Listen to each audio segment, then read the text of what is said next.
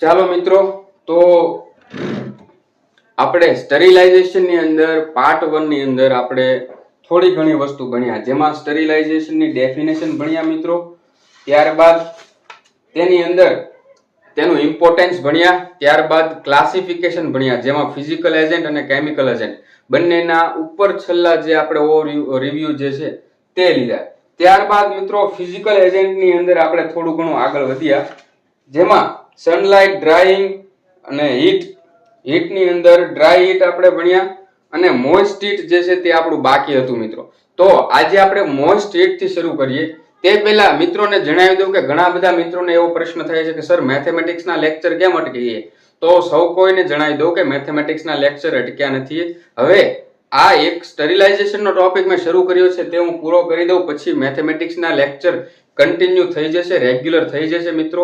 8 lecture ચલાવ્યા છે, ત્યાં સુધીમાં તમે સૌ કોઈ રિવિઝન મારી લ્યો અને પછીથી આગળના ચેપ્ટર કન્ટિન્યુ કરીશું મિત્રો.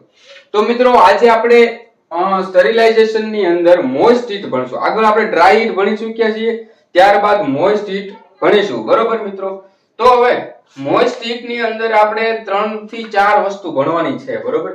તો કે મોઇસ્ટ હીટ જે છે તેના દ્વારા સ્ટરીલાઇઝેશન કરવા માટે, મોઇસ્ટ હીટ એટલે ભેજવાળી ગરમી. બરોબર મિત્રો? ભેજવાળી ગરમીથી સ્ટરીલાઇઝેશન થતું હોય છે. ગુજરાતીમાં કરું જેથી ઘણા વિદ્યાર્થી મિત્રોને તેમાં ઇશ્યુ ન રહે. મિત્રો તેમાં જોઈએ તો 3 રીતે થતી હોય છે. આમાં એક 100 ડિગ્રી સેલ્સિયસ કરતા નીચું તાપમાન રાખીને મોઇસ્ટ હીટ થી સ્ટરીલાઇઝેશન કરવામાં આવે છે. ત્યારબાદ એક્ઝેક્ટ 100 ડિગ્રી સેલ્સિયસે એટલું ટેમ્પરેચર મેન્ટેન કરીને કરવામાં આવે છે સ્ટરીલાઇઝેશન. અને 100 ડિગ્રી કરતા વધારે એટલે કે 121 ડિગ્રી સેલ્સિયસ એટલે કે ઓટોક્લેવ દ્વારા સ્ટરીલાઇઝેશન કરવામાં આવે છે મિત્રો.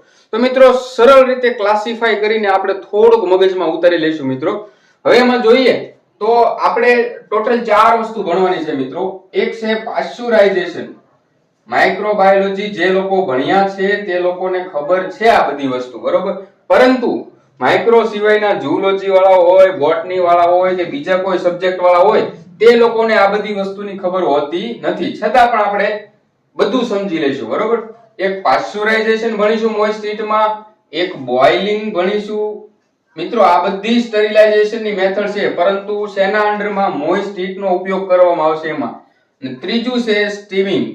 એ સિવાય ચોથું આવશે ઓટોક્લેવ. બોર્ડ પર જગ્યા નથી એટલે મિત્રો બધી વસ્તુ એક સાથે હું નથી કવર કરી શક્યો, પરંતુ આપણે બધી વસ્તુ ભણવાની છે. તો મોઇસ્ટ હીટમાં ટોટલ 4 વસ્તુ આપણે ભણીશું મિત્રો. એ 4 માંથી 3 આપણે બોર્ડ પર લખી છે, જેમાંથી સૌથી પહેલી છે પાશ્ચરાઇઝેશન. હા મિત્રો, 100 ડિગ્રી કરતા ઓછા ટેમ્પરેચર થી મિલ્કને સ્ટરીલાઇઝ કરવા માટે પાશ્ચરાઇઝેશન ની ટેકનિકનો ઉપયોગ થાય છે મિત્રો. આ યાદ રાખજો.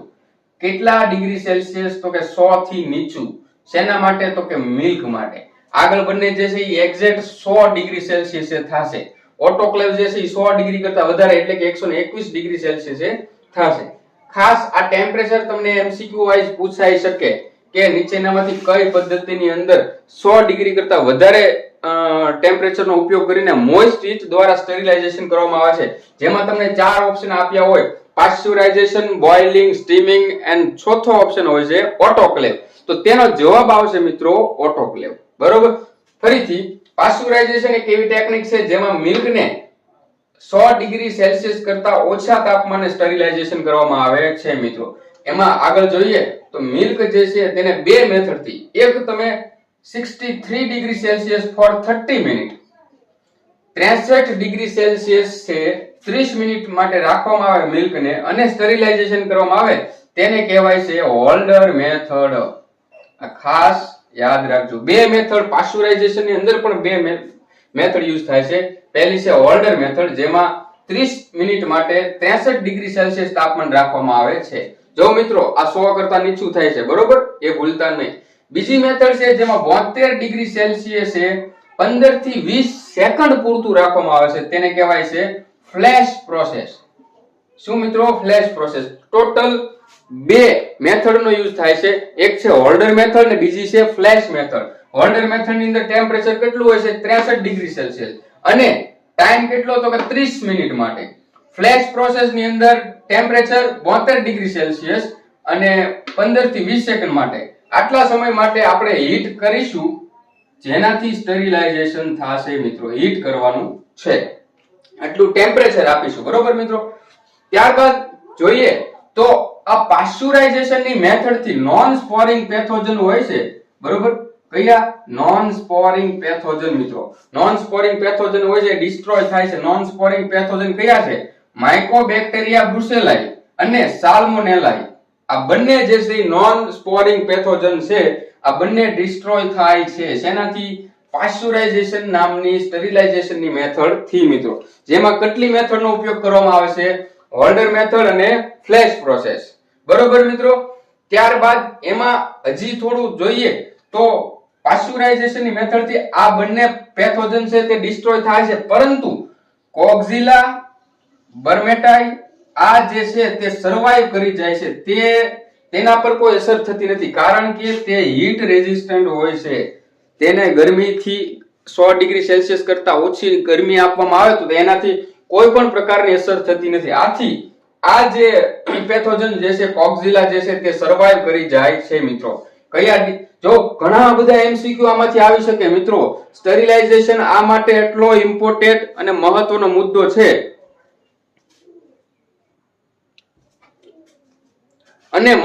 મુદ્દો છે મિત્રો. સમજો, બરોબર.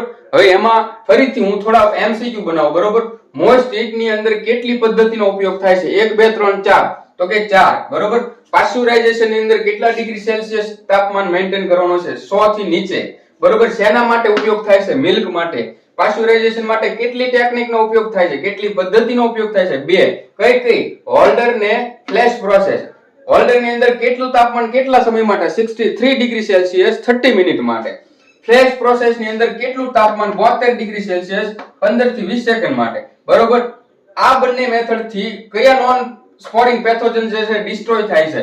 માઇકોબેક્ટેરિયા બ્રુસેલાઈ અને બીજા સાલ્મોનેલાઈ.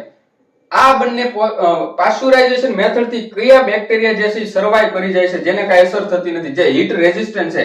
કોક્ઝિલા બર્મેટાઈ, બરોબર મિત્રો. ભૂલતા નહીં, ઘણા બધા પ્રશ્નો પૂછાઈ શકે છે આમાંથી. મોસ્ટ આઈએમપી ટોપિક છે. હવે મિલ્ક બોર્ન ડિઝીઝ, ફરીથી મિત્રો, મિલ્ક બોર્ન ડિઝીઝ કરતા જે માઇક્રો ઓર્ગેનિઝમ છે, બરોબર. જે મિલ્ક બોર્ન કરતા મિલ્ક બોર્ન ડિઝીઝ કરતા જે માઇક્રો ઓર્ગેનિઝમ છે જે પાશ્ચરાઇઝેશન ની પદ્ધતિથી કિલ થાય છે, તો કે કયા એવા ઓર્ગેનિઝમ છે? બ્રુસેલાઈ, સાલ્મોનેલાઈ, ટ્યુબરકલ બેસિલી. ફરીથી મિત્રો, આ 3 ઓર્ગેનિઝમ છે માઇક્રો ઓર્ગેનિઝમ. બ્રુસેલાઈ, સાલ્મોનેલાઈ અને ટ્યુબરકલ બેસિલાઈ. આ ત્રણેય મિલ્ક બોર્ન ડિઝીઝ જનરેટ કરતા માઇક્રો ઓર્ગેનિઝમ છે, જેને પાશ્ચરાઇઝેશન દ્વારા કિલ કરી શકાય છે મિત્રો. તો આ તમારું પાશ્ચરાઇઝેશન જે છે પૂરું થાય છે મિત્રો અહીંયા, બરોબર મિત્રો. ફરીથી પાશ્ચરાઇઝેશન ની વાત કરીએ તો ક્યાંથી શરૂ થાય છે? સ્ટરીલાઇઝેશન ની અંદર મિત્રો ફિઝિકલ એજન્ટ અને કેમિકલ એજન્ટ બંને હોય છે. ફિઝિકલ એજન્ટ ની અંદર ઘણા બધા 7 એજન્ટ છે, જેમાંથી એક છે હીટ. હીટ ની અંદર ફર્ધર 2 ટાઈપ પડે છે. એક છે ડ્રાય હીટ અને એક છે મોઇસ્ટ હીટ. મોઇસ્ટ હીટ ની અંદર 4 વસ્તુનો ઉપયોગ કરવામાં આવે છે. એક 100 ડિગ્રી કરતા નીચા, એક 100 ડિગ્રી અને એક 100 ડિગ્રી કરતા વધારે ટેમ્પરેચર ઉપર, બરોબર. તો પાશ્ચરાઇઝેશન કેટલા? 100 ડિગ્રી સેલ્સિયસ તાપમાને મિલ્કને સ્ટરીલાઇઝ કરવા માટે યુઝ થાય છે, જેમાં 2 પદ્ધતિનો ઉપયોગ થાય છે, હોલ્ડર મેથડ અને flash method. Holder method 63 degree Celsius 30 minute માટે, ફ્લેશ પ્રોસેસ 72 ડિગ્રી સેલ્સિયસ 15 થી 20 સેકન્ડ માટે. ત્યારબાદ નોન સ્પોરિંગ પેથોજન ની વાત કરીએ તો આ મેથડ થી માઇકોબેક્ટેરિયા બ્રુસેલાઈ અને સાલ્મોનેલાઈ આ બંને ડિસ્ટ્રોય થાય છે મિત્રો. પરંતુ સર્વાઈવ કોણ કરી જાય છે? કોક્ઝિલા બર્મેટાઈ, જે હીટ રેઝિસ્ટન્ટ છે. આ સિવાય મિત્રો મિલ્ક બોર્ન ડિઝીઝ પ્રોડ્યુસ કરતા માઇક્રો ઓર્ગેનિઝમ બ્રુસેલાઈ અને સાલ્મોનેલાઈ અને ટ્યુબરકલ બેસિલી આ પણ પાશ્ચરાઇઝેશન ની પદ્ધતિથી કિલ થઈ જાય છે મિત્રો. ખાસ એવું કઈ ટફ ઇંગ્લિશ નથી. ગુજરાતી મીડિયમ વાળા અથવા તો ઇંગ્લિશ મીડિયમ વાળા બંને સમજી શકે એવા વિડીયો બનાવું છું. ઘણા બધા મિત્રોને એવી કમ્પ્લેન હતી, પરંતુ થોડું કોઓપરેટ કરજો મિત્રો.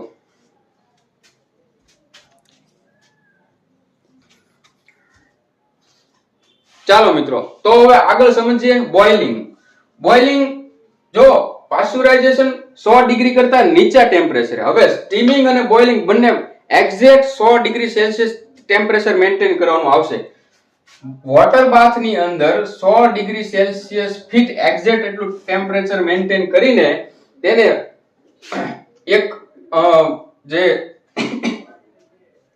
એક જે આખું કન્ટેનર જે છે તેની અંદર 15 મિનિટ માટે વસ્તુને રાખવામાં આવે છે. કઈ વસ્તુ જેને સ્ટરીલાઇઝ કરવાની છે, કઈ વસ્તુ? Syringe, pipette, etc. બરોબર, પીપેટ્સ હોય, સિરિંજ હોય, આ બધી વસ્તુને 15 મિનિટ માટે રાખવાની હોય છે. શેમાં? વોટર બાથમાં. કેટલા ડિગ્રી છે ટેમ્પરેચરે? 100 ડિગ્રી સેલ્સિયસ ટેમ્પરેચરે. બરોબર, એને આ બધા જે આખું કન્ટેનર છે એની અંદર મૂકી દેવામાં આવે છે ને ઉપરથી લીડ જે છે ને એક્ઝેક્ટ ફિટ કરીને બંધ કરી દેવામાં આવે છે. અને આ જે છે કિલ ઓલ નોન સ્પોરિંગ બેક્ટેરિયા, જેટલા પણ નોન સ્પોરિંગ બેક્ટેરિયા છે તે બધાને કિલ કરી નાખશે. મિત્રો સમજાય છે કે નહીં? પાસ્ચરાઇઝેશન ની અંદર બે ટેકનિક ઉપયોગ થાય છે. આની અંદર ખાસ સ્પેસિફિક નથી, પરંતુ બોઇલિંગ જે છે તેમાં 100 ડિગ્રી સેલ્સિયસ ટેમ્પરેચર વોટર બાથ ની અંદર રાખવામાં આવે છે, 15 મિનિટ માટે રાખવામાં આવે છે, જેમાં સિરિંજ, પીપેટ્સ વગેરે વસ્તુઓને સ્ટરીલાઇઝેશન માટે મૂકવામાં આવે છે. અને આનાથી તે બધા જ નોન સ્પોરિંગ બેક્ટેરિયાને કિલ કરી દે છે. મિત્રો સમજાય છે કે નથી સમજાતું? સમજાતું હોય તો કમેન્ટ કરજો મિત્રો.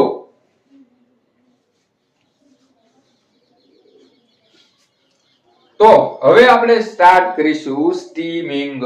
મિત્રો સ્ટીમિંગ જે છે તેની અંદર કોચ સ્ટીમર નો યુઝ કરવામાં આવે છે. મિત્રો કોચ સ્ટીમર નો ઉપયોગ કરવામાં આવે છે, જેમાં મિલ્ક, જીલેટિન અને સુગર સોલ્યુશન નું ફ્રેક્શનલ સ્ટરીલાઇઝેશન કરવામાં આવે છે. મિલ્ક માટે સ્પેશિયલી યુઝ થાય છે પાસ્ચરાઇઝેશન, પરંતુ ફ્રેક્શનલ સ્ટરીલાઇઝેશન માટે સ્ટીમિંગ નો યુઝ થાય છે, જેમાં સ્ટીમ એટલે કે વરાળ ઉત્પન્ન થતી હોય. મિત્રો બરોબર, 100 ડિગ્રી સેલ્સિયસ ટેમ્પરેચર જોશે. બરોબર, 20 મિનિટ માટે 3 દિવસ સુધી કોન્સ્ટન્ટ તેને 100 ડિગ્રી ટેમ્પરેચરે સ્ટીમ આપવાની હોય છે. આ પદ્ધતિને ટિન્ડલાઇઝેશન કહેવાય છે. જો મિત્રો ફરીથી એક ક્વેશ્ચન આવી ગયો, ખૂબ આઈએમપી. ટિન્ડલાઇઝેશન પ્રોસેસ ની અંદર સ્ટીમ દ્વારા અથવા તો 20 મિનિટ માટે કેટલા દિવસ માટે તમારે સ્ટરીલાઇઝ કરવાનો છે? તો કે 3 દિવસ માટે. 20 મિનિટ, રોજ 3 દિવસ માટે 20 મિનિટ સુધી 100 ડિગ્રી ટેમ્પરેચરે સ્ટીમર ની અંદર સ્ટરીલાઇઝ કરવામાં આવે છે. કોને? મિલ્ક, જીલેટિન, સુગર સોલ્યુશન, આ બધી વસ્તુના ફ્રેક્શનલ સ્ટરીલાઇઝેશન માટે આ વસ્તુનો ઉપયોગ કરવામાં આવે છે. મિત્રો આ એક બોર્ડ ની અંદર અત્યારે જેટલું કઈ લખ્યું છે એ બધું મોસ્ટ આઈએમપી છે. આમાંથી જેટલા ધારો એટલા એમસીક્યુ બની શકે એમ છે. મિત્રો સમજાણું? તમે પહેલો લેક્ચર અને આ બીજો લેક્ચર ખાસ યાદ કરી લેજો. જેટલા પણ લોકો જોવે છે, નોટ્સ બનાવે છે, તો નોટ્સ પણ યાર બધા લોકો એટલી જબરદસ્ત નોટ બનાવે છે. આવી નોટ તો મેં ક્યારેય નથી બનાવી. મજા આવે આપણે જોઈને, તો યાર એમ થાય કે આવા લોકો જે કઈ નોટ્સ બનાવશે એના રાઇટિંગ હોય કે પછી હાઇલાઇટ માટે અલગ અલગ કલરની પેન યુઝ કરી હોય, વર્ડ વિશે વચ્ચે સ્પેસ હોય, રાઇટિંગ બધું એક નંબર હતું. મિત્રો મેં જોયા બધાના ફોટા, અને પહેલા જ દિવસે પહેલો જ લેક્ચર મૂક્યો એના 3 થી 4 કલાકની અંદર મારામાં લગભગ 50 થી 100 વ્યક્તિના ફોટા આવ્યા. બધાએ પોતાની નોટ્સના ફોટા મોકલ્યા કે સર જો અમે આવી નોટ બનાવી, અને બધાની એક નંબર હતી. તો જેટલા લોકો હજી નથી બનાવી તે બધા નોટ્સ બનાવો. તમે જેટલું લખશો તમારી નોટ્સમાં એ બધું તો તમને ઓટોમેટિકલી યાદ રહી જશે. નોટ્સ બનાવવાનો ફાયદો છે. બરોબર મિત્રો, ફાસ્ટ રિવિઝન મારી લે. વધારે એકની એક વસ્તુ મને વાગોળવાની ટેવ છે, પરંતુ આ વાગોળવાની ટેવથી તમને મગજમાં બેઠી જાય છે. ફરીથી તો મિત્રો, there are 4 methods used in moist heat. Moist heat is a type of sterilization. બરોબર, ફિઝિકલ એજન્ટ નો ટાઈપ છે મોઇસ્ટ હીટ. બરોબર, હવે એમાં પાસ્ચરાઇઝેશન, બોઇલિંગ, સ્ટીમિંગ અને ઓટોક્લેવ 4 મેથડ નો યુઝ થશે. મિત્રો પાસ્ચરાઇઝેશન માં જોઈએ તો 100 ડિગ્રી કરતા નીચું તાપમાન મિલ્ક ને સ્ટરીલાઇઝ કરવા માટે યુઝ થાય છે, જેમાં 63 ડિગ્રી સેલ્સિયસે 30 મિનિટ માટે જે હીટ આપવામાં આવે તેને હોલ્ડર મેથડ કહેવાય છે. 72 ડિગ્રી સેલ્સિયસે 15 થી 20 સેકન્ડ માટે જેને ફ્લેશ પ્રોસેસ કહેવાય છે. આ બંને પ્રોસેસ થી નોન સ્પોરિંગ પેથોજન જે છે, બરોબર, જેમાં માઇકોબેક્ટેરિયા, બ્રુસેલાઈ અને સાલ્મોનેલા આ બંને ડિસ્ટ્રોય થઈ જાય છે. પરંતુ હીટ રેઝિસ્ટન્ટ એવા કોક્ઝિલાઈ બર્મેટાઈ જે છે તે સર્વાઈવ કરી જાય છે, તેને કોઈ અસર થતી નથી. મિત્રો બ્રુસેલાઈ, સાલ્મોનેલાઈ, ટ્યુબરકલ બેસિલાઈ આ બધા જે મિલ્ક બોર્ન ડિસીઝ જે છે, જે માઇક્રો ઓર્ગેનિઝમ જે છે, બરોબર, તેને કિલ કરવા માટે પાસ્ચ્યુરાઇઝેશન કરવામાં આવે છે. મિત્રો ફર્ધર આગળ વધીએ બોઇલિંગમાં અને સ્ટીમિંગમાં બંનેમાં 100 ડિગ્રી એક્ઝેક્ટ 100 ડિગ્રી સેલ્સિયસ તાપમાન રાખવામાં આવે છે, બરોબર. જેમાં વોટર બાથ ની અંદર સિરિંજ, પીપેટ વગેરે વસ્તુઓ મૂકીને ઉપરથી લીડ ને પ્રોપર બંધ કરી દેવામાં આવશે. પછી 15 મિનિટ માટે 100 ડિગ્રી સેલ્સિયસ રાખવામાં આવે છે અને તેનાથી બધા જ નોન સ્પોરિંગ બેક્ટેરિયા જે છે તે કિલ થઈ જાય છે. મિત્રો ત્યારબાદ સ્ટીમિંગ ની અંદર સ્ટીમર કોચ સ્ટીમર હોય છે, તેનો ઉપયોગ કરવામાં આવે છે, બરોબર. જેમાં વરાળ જે છે તેનો ઉપયોગ કરો, એટોમિક પ્રેશર નો યુઝ કરવામાં આવે છે. જેમાં મિલ્ક, જીલેટિન, સુગર સોલ્યુશન વગેરેના ફ્રેક્શનલ સ્ટરીલાઇઝેશન માટે સ્ટીમિંગ દ્વારા સ્ટરીલાઇઝેશન કરવામાં આવે છે. હવે મિત્રો 100 ડિગ્રી સેલ્સિયસ તાપમાનમાં જરૂરી છે 20 મિનિટ માટે રોજ 3 દિવસ માટે આ પ્રોસેસ ફોલો કરવાની છે. આ પ્રોસેસને કહેવામાં આવે છે most IMP question, tyndallization. Do you understand or not? If you can't understand, then you must have to message me. આપણું ઇંગ્લિશમાં ઘણું કેવું છે ખબર, એક બ્રિટિશ ઇંગ્લિશ આવે ને એક અમેરિકન ઇંગ્લિશ આવે. બ્રિટિશ ઇંગ્લિશ અને અમેરિકન ઇંગ્લિશ નો બંનેનો આપણે જોઈએ ને તો કલર નો સ્પેલિંગ ઘણા એવું લખતા હોય COLOUR અને ઘણા એવું લખતા હોય COLOR. તો પ્રોપર જે ઇંગ્લિશ છે એ બ્રિટિશ ઇંગ્લિશ છે, જે બોલવામાં પણ ટફ પડે છે અને આપણે પ્રોનાઉન્સિએશનમાં પણ ટફ પડે છે, જે અંગ્રેજોનું છે. ને અમેરિકા વાળાનું જે ઇંગ્લિશ છે એ ગ્રામરની બધું એડજસ્ટ કરીને ચાલો ને, બહુ ખાસ નહીં, પરંતુ ભાંગલું ટૂટલું બોલાઈ જવું જોઈએ. મિત્રો તો ચાલો મિત્રો, હવે આ તમને સમજાઈ ગયું છે તો હું આમાં થોડુંક મિત્રો નવો કટકો નથી કરતો, બરોબર. થોડુંક જે છે એ અહીંથી એટલું કરીને હું આમાં તમને ઓટોક્લેવ સમજાવી દઉં.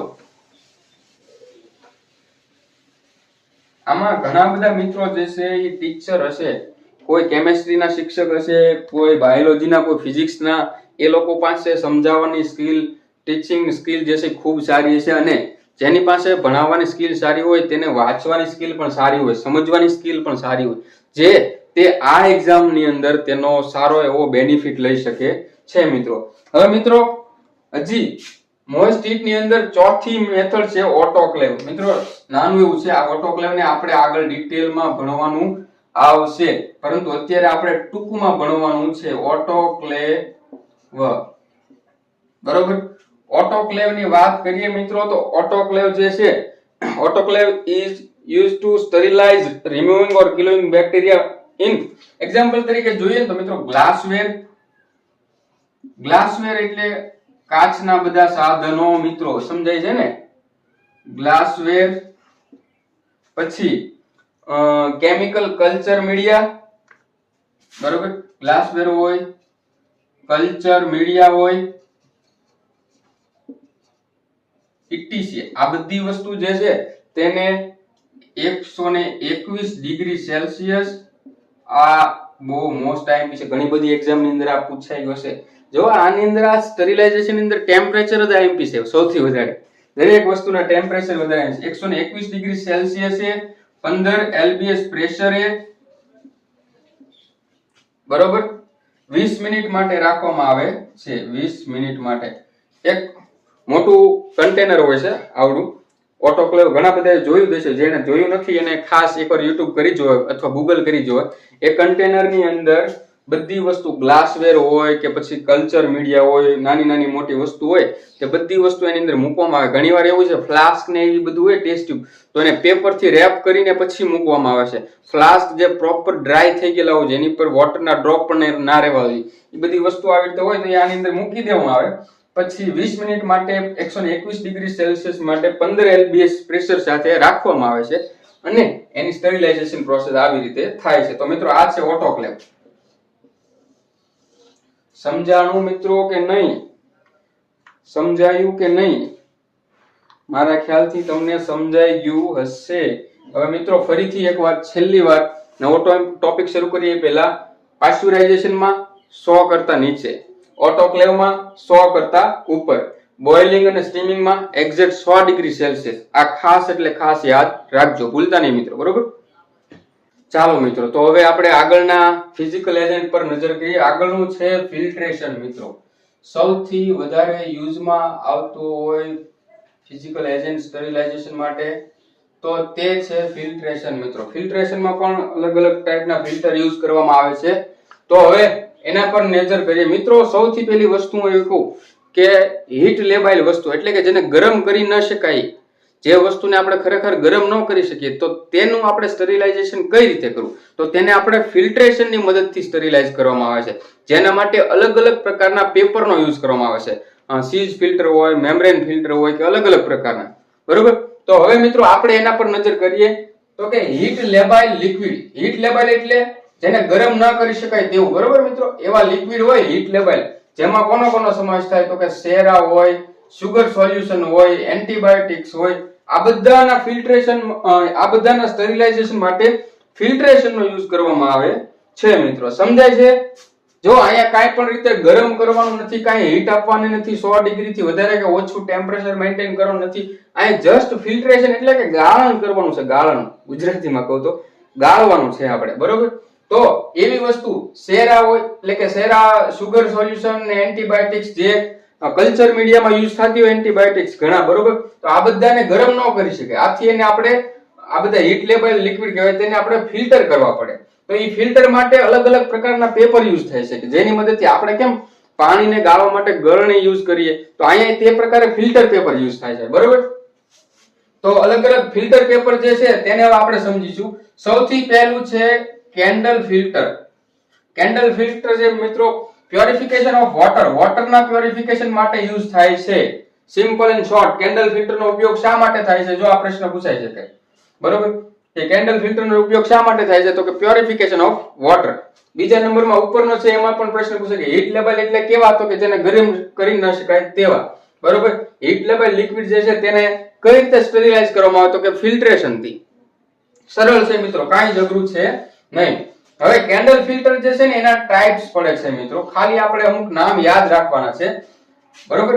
અનગ્લેઝ્ડ સિરામિક ફિલ્ટર અને ડાયટોમિયસ અર્થ ફિલ્ટર. બરોબર. આનું જે આપણે ઉદાહરણ જોઈએ તો ચેમ્બરલેન્ડ અને ડેલ્ટન ફિલ્ટર. આ ફિલ્ટરના નામ યાદ રાખી લો મિત્રો, એમાં કઈ ખાસ ભણવાનું છે નહીં. અને બર્કફિલ્ડ અને મેન્ડલર ફિલ્ટર. બરોબર. જો આ પ્રોનાઉન્સિએશન વાપરું રહેશે ડાયટોમેકિયસ અર્થ ફિલ્ટર. બરોબર. એમાં બર્કફિલ્ડ અને મેન્ડલર ફિલ્ટર આવશે. અને અનગ્લેઝ્ડ સિરામિક ફિલ્ટર, જેમાં ચેમ્બરલેન્ડ અને ડેલ્ટન ફિલ્ટરનો ઉપયોગ થશે. મિત્રો કેન્ડલ ફિલ્ટરના જે આ ટાઈપ છે એ સિવાયનો હજી એક ટાઈપ છે એબ્સસ ફિલ્ટર. બરોબર. એબ્સસ ફિલ્ટર, જેમાં ડિસ્પોઝેબલ જે ફિલ્ટર પેપર જે છે ને મિત્રો, આ ફિલ્ટર તે ડિસ્પોઝેબલ છે.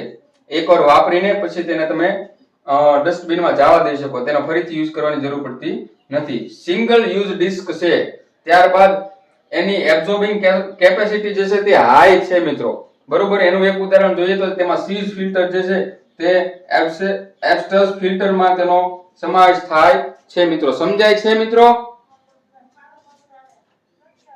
ફરીથી એકવાર આપણે ફિલ્ટ્રેશન ને રિવિઝન કરી લઈએ મિત્રો. ફિલ્ટ્રેશનમાં જોઈએ તો કે હીટ લેબાઇલ જેને ગરમ કરી ન શકાય તેવા લિક્વિડ હોય, જેમ કે સેરા હોય, સુગર સોલ્યુશન હોય, એન્ટીબાયોટિક્સ હોય, આ બધી વસ્તુને આપણે ફિલ્ટ્રેશનની મદદથી સ્ટરીલાઇઝ કરી શકીએ. બરોબર. તેના માટે અલગ અલગ પ્રકારના ફિલ્ટર યુઝ થાય છે. ઈ ફિલ્ટરની વાત કરીએ તો કેન્ડલ ફિલ્ટર, જેનો મોસ્ટ વાઇડલી ઉપયોગ થાય છે પ્યોરિફિકેશન ઓફ વોટર્સ માટે. બરોબર. હવે એના ટાઈપ જોઈએ તો એના ટાઈપ જે છે બે છે, અનગ્લેઝ્ડ સિરામિક ફિલ્ટર અને ડાયટોમેકિયસ અર્થ ફિલ્ટર. જેમાં આનું ઉદાહરણ છે ચેમ્બરલેન્ડ એન્ડ ડેલ્ટન ફિલ્ટર, અને આમાં બર્કફિલ્ડ અને મેન્ડલર ફિલ્ટર.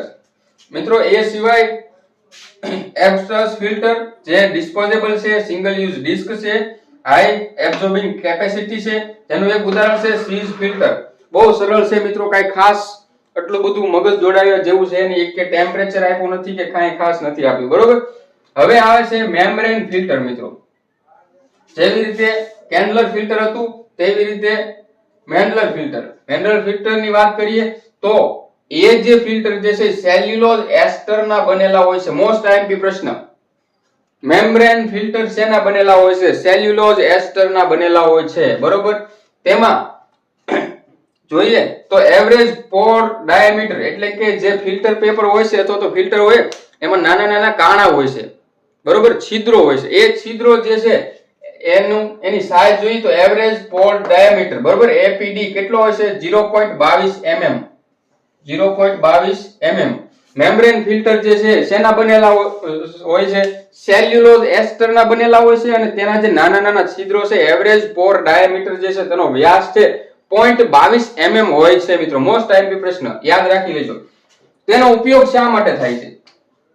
ઉપયોગ થાય છે સ્ટરીલિટી ટેસ્ટિંગ માટે, વોટર પ્યોરિફિકેશન માટે અને એનાલિસિસ માટે. ખૂબ સરળ છે મિત્રો, કાંઈ જ અઘરું નથી. બરોબર. ત્યારબાદ મોસ્ટ વાઇડલી યુઝડ ફોર સ્ટરીલાઇઝેશન. સ્ટરીલાઇઝેશન માટે બહુ જ મોટા પાયે ઉપયોગ થાય છે મેમ્બ્રેન ફિલ્ટર્સનો. બરોબર મિત્રો. સારું, ચાલો હવે ફિલ્ટ્રેશન જે છે આપણું અહીંયા એટલું પૂરું થઈ જશે. હવે જે છે અલ્ટ્રાસોનિક. વચ્ચે એક રેડિયેશન બાકી છે પરંતુ જગ્યાનો અભાવ હતો એટલે પહેલા મેં અલ્ટ્રાસોનિક અને સોનિક વાઇબ્રેશન લઈ લીધું. હવે જેમ ટૂંકમાં પદ્યમ છે એનો ઉપયોગ ટૂંકમાં તો કે એનો ઉપયોગ કરવાથી એના રિઝલ્ટમાં જે છે વેરિએશન આવે છે. આથી એની કોઈ પ્રેક્ટિકલ વેલ્યુ છે નહીં અને બહુ ખાસ યુઝમાં પણ નથી. આ છે અલ્ટ્રાસોનિક ફિલ્ટર અથવા તો અલ્ટ્રાસોનિક એન્ડ સોનિક વાઇબ્રેશન. બરોબર મિત્રો. ફરીથી એકવાર રિવિઝન મારી લઈએ. ફિલ્ટ્રેશન ની વાત કરીએ તો હીટ લેબાઇલ લિક્વિડ જે છે સેરા હોય, સુગર સોલ્યુશન હોય, એન્ટીબાયોટિક હોય તે બધાને સ્ટરીલાઇઝ કરવા માટે તેને ફિલ્ટ્રેશન કરવું પડે છે. જેમાં ફિલ્ટર પેપરનો ઉપયોગ થાય છે. જેમાં કેન્ડલ ફિલ્ટર જે મોસ્ટલી પ્યોરિફિકેશન ઓફ વોટર માટે યુઝ થાય છે. જેના બે પ્રકાર છે. બરોબર. Unglazed ceramic filter and diatomaceous earth filter. બરોબર. એમાં Chamberland and Doulton filter, Berkefeld and Mandler filter. Asbestos filter જે છે તે મોસ્ટલી ડિસ્પોઝેબલ છે, સિંગલ યુઝ ડિસ્ક છે અને મોસ્ટલી હાઈ એબ્સોર્બિંગ કેપેસિટી છે.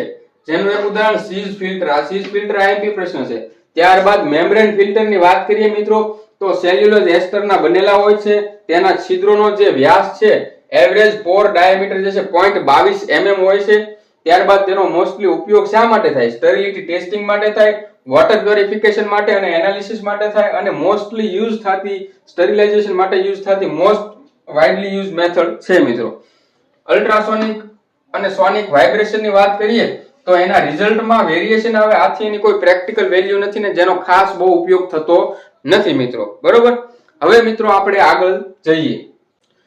ચાલો મિત્રો, તો સ્ટરીલાઇઝેશન ની અંદર ફિઝિકલ એજન્ટનો લાસ્ટ જે ટાઈપ છે તેને આપણે ભણી લઈએ મિત્રો. તો એનું નામ છે રેડિયેશન મિત્રો. રેડિયેશન જે છે એની વાત કરીએ તો મોસ્ટલી બે પ્રકારના રેડિયેશનનો યુઝ થાય છે. તેમાં એટલા બે પ્રકારના રેડિયેશનનો યુઝ થાય છે. બરોબર.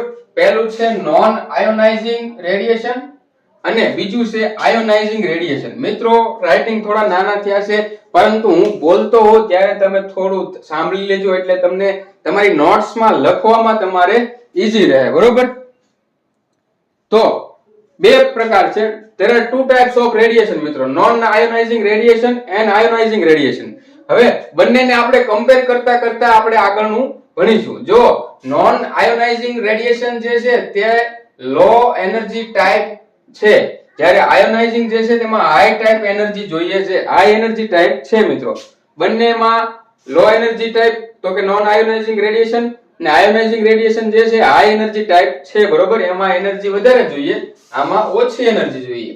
હવે બંનેના એક્ઝામ્પલ જોઈએ તો નોન આયોનાઇઝિંગ માં વાત કરીએ તો ઇન્ફ્રારેડ રેડિયેશન જે છે તેનું એક ઉદાહરણ છે. જ્યારે એક્સ રે છે, ગામા રે છે અને કોસ્મિક રે જે છે આ બધા જેના એક્ઝામ્પલ છે તો કે આયોનાઇઝિંગ રેડિયેશન ના એક્ઝામ્પલ છે મિત્રો. હવે મિત્રો ઉપયોગની વાત કરીએ, યુઝની વાત કરીએ તો સિરિંજ અને કેથેટર વગેરે જેવી વસ્તુના રેપિડ મેસ સ્ટરીલાઇઝેશન માટે શેનો ઉપયોગ થાય છે? નોન આયોનાઇઝિંગ રેડિયેશન નો ઉપયોગ થાય છે. સિરિંજ અને કેથેટર્સ ના રેપિડ મેસ સ્ટરીલાઇઝેશન માટે નોન આયોનાઇઝિંગ રેડિયેશન નો ઉપયોગ થાય છે મિત્રો. ઓકે. એ સિવાય અહીંયા જોઈએ તો ગામા રે જે છે બરોબર એની વાત કરીએ તો સિરિંજ, સ્વેબ, પ્લાસ્ટિક અને કેથેટર્સ આ બધાના કોમર્શિયલ પ્લાન્ટ ની અંદર સ્ટરીલાઇઝેશન માટે ગામા રે નો ઉપયોગ થાય છે મિત્રો. સમજાય છે કે નહીં? ત્યારબાદ અલ્ટ્રાવાયોલેટ રે ની વાત કરીએ તો મોસ્ટલી તે પણ નોન આયોનાઇઝિંગ રેડિયેશન માં આવે છે અને તે ઓપરેશન થિયેટર, લેબોરેટરીઝ વગેરેની અંદર ડિસઇન્ફેક્ટિંગ માટે ઉપયોગમાં લેવામાં આવે છે. ફરીથી મિત્રો એકવાર આખું રિવિઝન મારી લઈએ. રેડિયેશન ની વાત કરીએ તો there are two types of radiation, non ionizing radiation and ionizing radiation. મિત્રો આયોનાઇઝિંગ ની અંદર હાઈ એનર્જી ટાઈપ એનર્જી વધારે જોઈએ છે, જ્યારે નોન આયોનાઇઝિંગ માં લો એનર્જી ટાઈપ એટલે કે ઓછી એનર્જી જોઈએ છે. બંનેના એક્ઝામ્પલ જોઈએ તો નોન આયોનાઇઝિંગ માં ઇન્ફ્રારેડ રેડિયેશન, જ્યારે આયોનાઇઝિંગ ની અંદર એક્સ રે, ગામા રે અને કોસ્મિક રે નો સમાવેશ થાય છે. ત્યારબાદ બંનેના ઉપયોગની વાત કરીએ તો સિરિંજ અને કેથેટર્સ ના રેપિડ મેસ સ્ટરીલાઇઝેશન માટે શેનો ઉપયોગ થાય છે? તો કે ઇન્ફ્રારેડ રે રેડિયેશન અથવા તો નોન આયોનાઇઝિંગ રેડિયેશન. જ્યારે સિરિંજ, સ્વેબ, પ્લાસ્ટિક અને કેથેટર્સ વગેરે જેવા વસ્તુના કોમર્શિયલ પ્લાન્ટ ની અંદર સ્ટરીલાઇઝેશન માટે ગામા રે નો ઉપયોગ થાય છે. એ સિવાય મિત્રો અલ્ટ્રાવાયોલેટ રે જે છે તેનો સમાવેશ પણ નોન આયોનાઇઝિંગ રેડિયેશન માં થશે, પરંતુ તે ઓપરેશન થિયેટર અને લેબોરેટરી ના ડિસઇન્ફેક્શન માટે ઉપયોગમાં લેવામાં આવે છે. મિત્રો સમજાય છે? જો સૌથી મહત્વની વાત કરું મિત્રો, સ્ટરીલાઇઝેશન કોઈ એક ટોપિક નથી અથવા તો બે ચાર ટોપિક ભેગા થઈને એક ટોપિક નથી. સ્ટરીલાઇઝેશન એક આખું યુનિટ છે અને આપણને આપણા સિલેબસ ની અંદર આખું યુનિટ પૂછી લીધું છે. સમજાય છે? એવું નથી કે ખાલી સ્ટરીલાઇઝેશન અને ડિસઇન્ફેક્શન પૂછી લીધું, આપણને આખું યુનિટ છે એ લખ્યું છે. તેની અંદર અલગ અલગ નાના નાના ટોપિક્સ, જેમાં આ બધું રેડિયેશન પૂછી લીધું છે, ફિલ્ટ્રેશન પૂછી લીધું છે, કે કેમિકલ એજન્ટ પૂછી લીધું, બધું પૂછ્યું છે. એટલા માટે આપણે લેક્ચર લેન્ધી થાય છે મિત્રો. સ્ટરીલાઇઝેશન આખું જે છે 3 લેક્ચર ની અંદર પૂરું થશે. આજે પણ હવે લેક્ચર નો ટાઈમ વધતો જાય છે એટલે હું વધારે લેન્ધી નહીં કરું, કારણ કે પછી બધા મિત્રો છેલ્લે સુધી જોવે એવું પોસિબલ નથી. બરોબર? તો હવે દરેક મિત્રો ખાસ નોટ બનાવે. નોટ બનાવ્યા પછી મિત્રો આ બધું ધ્યાનપૂર્વક ઉતારે ને રિવિઝન મારે. અને હવે મિત્રો જાતા હું એક પ્રશ્ન પૂછી લઉં. આપણે હવે નેક્સ્ટ લેક્ચર થી કેમિકલ એજન્ટ જે છે સ્ટાર્ટ કરીશું. અને બરોબર, ચાલો મિત્રો હવે જાતા હું એક પ્રશ્ન પૂછી લઉં જે તમારે મને કમેન્ટ્સ ની અંદર કહેવાનું છે. બરોબર?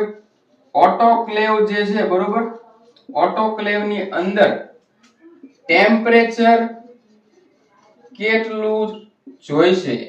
બરોબર, ટેમ્પરેચર કેટલું જોઈશે, ત્યારબાદ ટાઈમ કેટલો જોઈશે?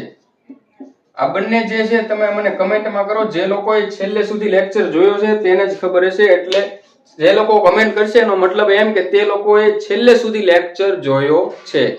ઓટોક્લેવ ની અંદર ટાઈમ કેટલો ને ટેમ્પરેચર કેટલું હોવું જોઈએ? ચાલો મિત્રો, તો આજ માટે આટલું જ. જય હિન્દ.